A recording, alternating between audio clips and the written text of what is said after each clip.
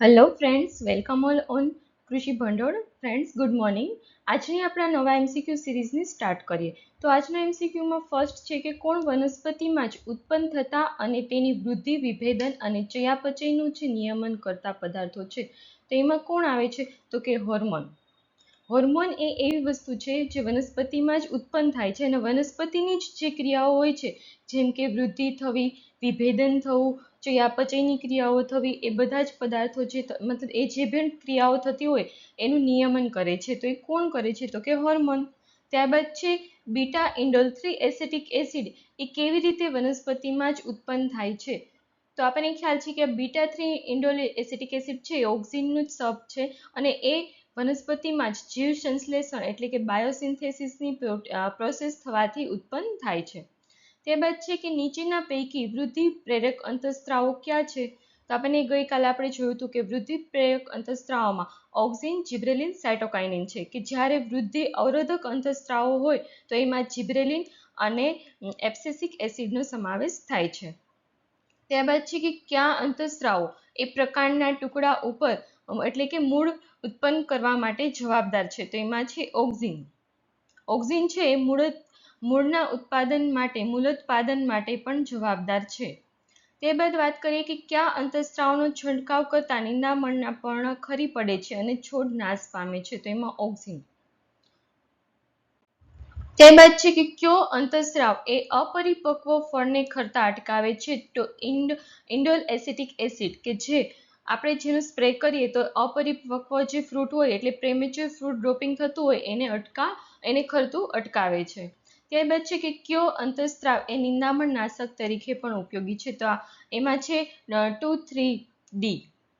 Okay, અને આ જે 2,4-D એ નિંદામણ નાશક તરીકે પણ યુઝ થાય છે અને હોર્મોન તરીકે પણ યુઝ થાય છે. આપણે ગઈકાલે જોયું હતું કે એનું કોન્સન્ટ્રેટ હોય છે કે જો 20 ppm થી ઓછું હોય તો એ હોર્મોન તરીકે યુઝ થાય છે, જ્યારે 20 ppm થી વધારે એનું હોય કોન્સન્ટ્રેશન તો એ 2,4-D એક હર્બિસાઇડ તરીકે યુઝ થાય છે, નિંદામણ નાશક તરીકે. ઓકે, ત્યારબાદ છે કયા અંતઃસ્ત્રાવ એ ફળોને ખરતા અટકાવે છે?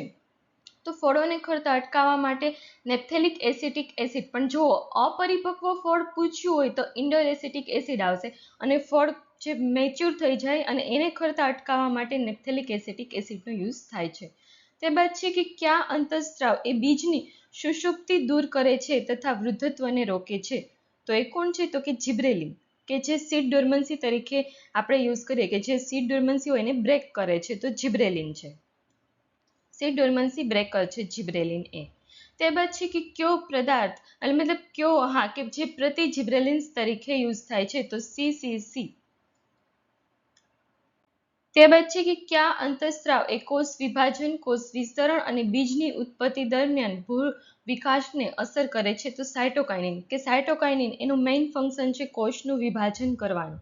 ત્યારે કોષનું વિભાજન થઈ જાય ત્યારબાદ કોષનું વિસ્તરણ કરે છે, વિસ્તરણ થઈ જાય પછી એમાંથી ક્રોમોઝોમ ને બધું જે આપણને ખ્યાલ છે કે બને છે અને બીજની ઉત્પત્તિ થાય, એ બધા માટે મેઇન તો ફંક્શન કહી શકીએ સાયટોકાઇનિનનું તો કોષ વિભાજન છે. કોષનું વિભાજન થાય પછી બીજી આગળની પ્રોસેસ એમાંથી થતી હોય છે. ત્યારબાદ છે કે કયો અંતઃસ્ત્રાવ એ વનસ્પતિમાં સુષુપ્તા અવસ્થા પ્રેરે છે? તો એબ્સિસિક એસિડ, કે જે વનસ્પતિમાં સુષુપ્તા અવસ્થા પ્રેરે છે.